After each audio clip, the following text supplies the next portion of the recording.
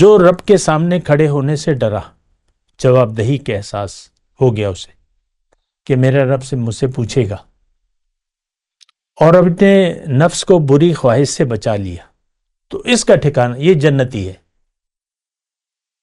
اب بری خواہش سے روکنا، تو نفس کی خواہش ایسی تو نہیں ہوتی کہ جس کو آپ روک نہ سکے، ایسی تو نہیں ہے۔ نفس کی خواہشات ایسی ہیں جس کو اگر آپ روکنا چاہیں تو روک سکتے ہیں۔ اللہ اکبر اللہ اکبر اللہ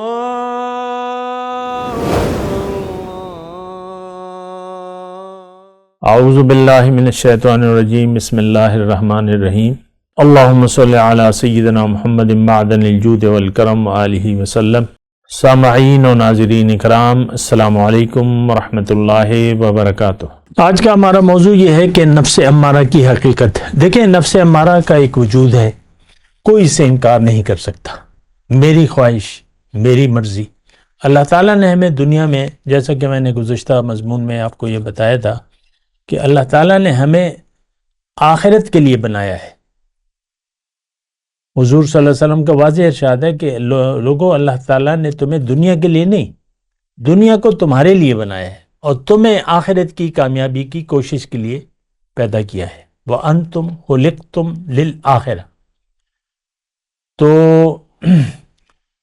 ہمارا، پھر میں یہ بات کہہ رہا ہوں کہ ہمارا رہنے کی جگہ جو ہے وہ آخرت ہے۔ دنیا کی آخرت کے مقابلے میں یعنی حقیقت نہیں ہے، حقیقت نہیں ہے، ہاں امتحان ضرور ہے۔ حضور صلی اللہ علیہ وسلم نے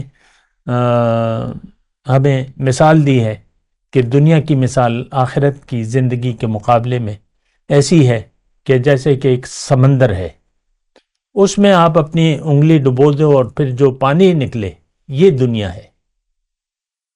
اب انگلی پہ پانی جمع تو نہیں ہوتا، صرف وہ گیلی ہو جاتی ہے۔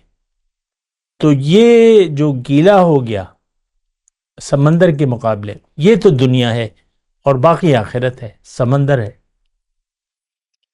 تو دیکھیں، نفس امارہ کی ہم بات کر رہے ہیں، خواہشات نفس کی بات کر رہے ہیں، اور میں گزشتہ نشست میں آپ کو، اگر کسی نے نہیں سنی ہے تو وہ سن لیں۔ تو اس کی دنیا میں آ کے دیکھیں، مضمون یہ ہے کہ اللہ تعالیٰ نے ہمیں اپنے لیے بنایا ہے اور ہمارے لیے جنت ہے۔ وَإِنَّ مَوْعِدَكُمُ الْجَنَّةُ، تمہاری رہنے کی جگہ جنت ہے، اور جنت میں وہ نعمتیں ہیں جس کا ابھی ہم تصور بھی نہیں کر سکتے۔ بہرحال، تو اب دیکھیں جنت میں جائیں گے کیسے۔ وہ طریقہ اللہ تعالیٰ نے مقرر کر دیا، وہ بہت آسان طریقہ ہے۔ جنت میں جانا ایسا ہے جیسے کہ آپ 1 2 3 4 5، یعنی 1 2 3 ایسے جنت میں جانا آسان ہے، لیکن اگر آپ جانیں اسے، اس طریقے کو جانیں، اور اصل میں بات یہ ہے کہ ہم آخرت کے چونکہ یقین نہیں رکھتے، اس لیے ہم آخرت کے متعلق بات سننے کے لیے، دل کے کانوں سے سننے کے لیے بھی تیار نہیں ہیں، نہ اس کو سمجھنے کے لیے تیار ہیں۔ ہمارے ذہن میں ایک ہی سودا ہے، اور وہ دنیا کا ہے۔ بات یہاں پر ہم فل سٹاپ لگا دیتے ہیں، بس۔ اللہ چونکہ ہم سے واقف ہے، اللہ تعالیٰ نے داعی قرآن کو کہا ہے کہ فَأَعْرِضْ عَمَّنْ تَوَلَّىٰ عَنْ ذِكْرِنَا وَلَمْ يُرِدْ إِلَّا الْحَيَاةَ الدُّنْيَا۔ تم اے داعی قرآن اس شخص سے اپنا رخ پھیر لو جو پھر گیا میری یاد سے، اب یہ نہیں چاہتا صرف دنیا کی زندگی۔ مدینے میں یہ آیت نازل ہوئی ہے کہ منکم من یرید الدنیا ومنکم من یرید الآخرہ، کہ تم میں سے بعض لوگ دنیا کے طالب ہیں اور بعض آخرت کے چاہنے والے ہیں۔ یہ مدینے کے مسلمانوں کے بارے میں، جبکہ غزوہ احد میں 300 مسلمان حضور صلی اللہ علیہ وسلم کا ساتھ چھوڑ کے چلے گئے تھے۔ کیوں؟ کہ وہ دنیا کے طالب تھے، وہ شہادت کے طالب نہیں تھے، وہ دنیا کے طالب تھے۔ زندگی بچا لی۔ وہ کیا زندگی ہے؟ اور بہرحال تو دیکھیں، نفس امارہ خواہشات سے بری ہوئی ایک نفس۔ بات میں یہ کہہ رہا ہوں، اس کو تھوڑا نوٹ کر لیں۔ اللہ تعالیٰ نے ہماری کامیابی، جیسے کہ میں نے کہا، بہت آسان راستہ مقرر کر دیا اس کا۔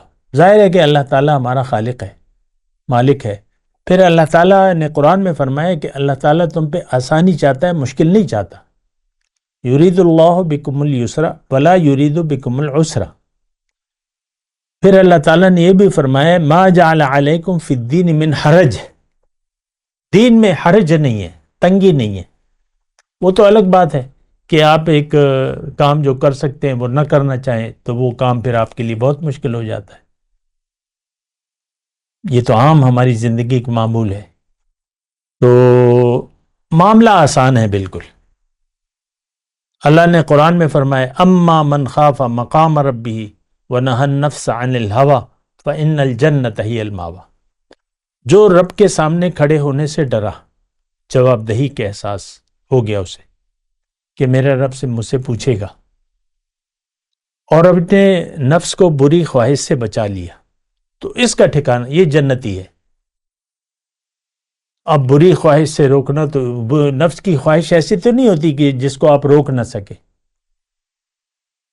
ایسی تو نہیں ہے۔ نفس کی خواہشات ایسی ہیں جس کو اگر آپ روکنا چاہیں تو روک سکتے ہیں، یہ تو آپ کو پتہ ہے۔ نفس تو کہتا ہے کہ یہ چیز اچھی ہے، یہ کر لو تو مزہ آئے گا، اچھی ہے، یہ کر لو وہ کر لو، جو بھی ہے تفصیلات ہے۔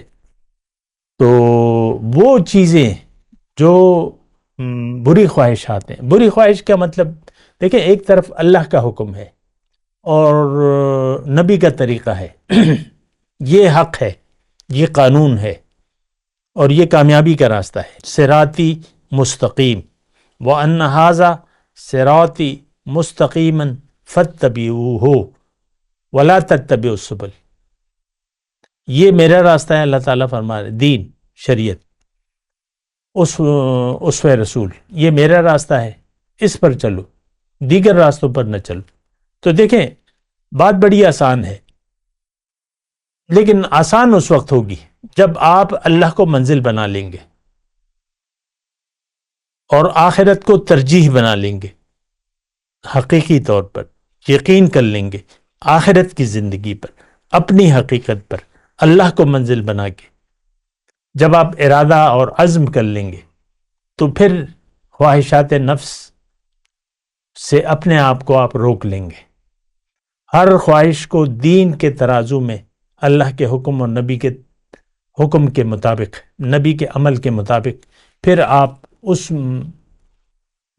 پہ پورا اترتی ہے خواہش نفس، تو ٹھیک ہے، وہ پھر ضرورت ہے وہ کر لیں، کھانا کھا لیں، گھر بنا لیں اپنے لیے، کاروبار کر لیں، جو کچھ بھی کرتے ہیں، دنیاوی طور پہ آپ ڈاکٹر بن جائیں، انجینئر بن جائیں، جو بھی بن جائیں، اس سے اللہ تعالیٰ آپ کو نہیں روکتا، وہ ضروریات زندگی ہیں۔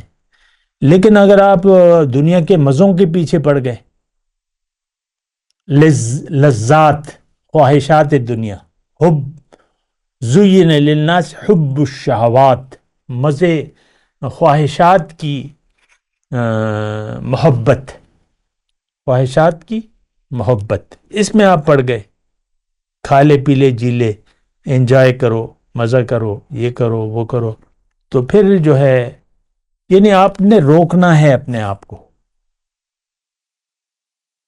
آپ نے روکنا ہے اپنے آپ کو۔ دیکھیں ایک منزل، اگر منزل کا پتہ نہیں ہے تو آپ ہر راستے پر چلنے کے لیے تیار ہو جائیں گے، جو بھی راستہ آپ کو اچھا لگتا ہے، ویسی ایک بات کہہ رہا ہوں۔ لیکن اگر آپ منزل بنا لیں تو جو راستہ منزل کی طرف نہیں جاتا اس پر تو آپ نہیں چلیں گے، پھر آپ کو تو احساس ہوگا کہ میری منزل، میں دنیا کی بات کر رہا ہوں، بہت سی سڑکیں ہیں، بہت سے راستے ہیں، بہت سے مقامات ہیں، اگر آپ کے ذہن میں کوئی منزل نہیں ہے تو آپ کو جو راستہ اچھا لگے گا اس پہ چلنے پڑیں گے۔ لیکن اگر آپ نے تعین کر لیا ایک دنیا میں ایک سڑک، ایک منزل کا، تو پھر آپ اسی راستے پر چلیں گے، بلکہ پوچھیں گے کہ بھئی میں نے تو وہاں جانا ہے۔ یہ ایک مثال میں دے رہا ہوں۔ اگر آپ نے اللہ کو منزل نہیں بنایا ہے تو آپ پھر خواہشات نفس کی وادی میں گھومتے پھریں گے، جو چیز آپ کو اچھی لگتی، یہ کر لو وہ کر لو، وہ آپ کو پتہ ہے خواہشات کا پھر کوئی کنارہ نہیں ہوتا۔ وہ شاعر نے کہا ہے نا کہ ہزاروں خواہشیں ایسی کہ ہر خواہش پہ دم نکلے، بہت نکلے میرے ارمان، لیکن پھر بھی انسان بوڑھا ہو جاتا ہے، لیکن یہ خواہشات نفس اس پر غالب ہوتی رہتی ہے، خواہش جوان ہوتی رہتی ہے. پھر وہ الگ بات ہے کہ اس سے حاصل ہوتی ہے نہیں ہوتی، لیکن یہ ہے کہ خواہشات نفس اس کا پیچھے مرتے دم تک اس کا پیچھا نہیں چھوڑتی. بہت بری چیز ہے یہ. وآخر دعوانا الحمدللہ رب العالمین. مولاي صل وسلم دائما ابدا على حبيبك خير الخلق كلهم